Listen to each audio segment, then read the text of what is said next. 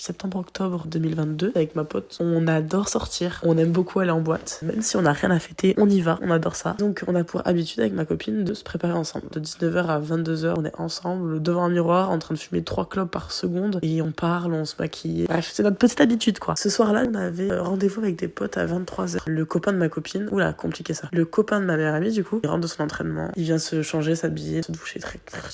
Oula, attends, je vais refaire ça. Il vient se doucher, se changer vers 22h30. On se casse de la maison. Dans cette maison-là, on passait par le garage. Il y avait beaucoup, pas du tout de place en fait. Tu passes mais tu galères. Donc on se casse, on fait 2 minutes de trajet. Moi je suis à l'arrière de la voiture, il y a ma meuf. Il y a ma meuf et son mec devant. Je suis là, je cherche mon paquet de clopes et je le trouve pas. J'ai perdu mon paquet de clopes. Donc là, j'arrête la voiture. Stop. Enfin non, j'arrête pas la voiture. Stop. Arrêtez. Non, pas du tout. Et oh, j'ai oublié mon paquet de clopes. Et bon, on fait demi-tour. On revient. Il me sort.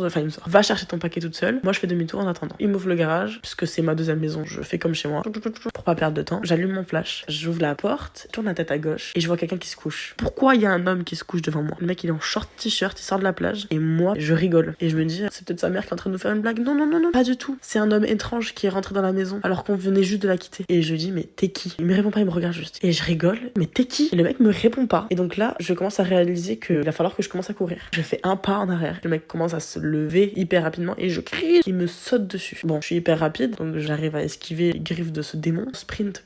Je ferme la porte, je tombe dans le panier à linge. Voilà, là je me dis là c'est fini. Je suis dans un panier à linge, c'est mort dans les films d'horreur. Une meuf qui tombe dans un panier à linge, elle est finito pipo. Mais moi parce que je suis hyper rapide, là je me relève, d'accord? Je me prends des pédales dans les tibias. Oh, je suis sortie avec des bleus de cette histoire. Et là, pile à ce moment-là, mon pote a fini son demi-tour et il m'attend devant la maison. Et j'ai crié.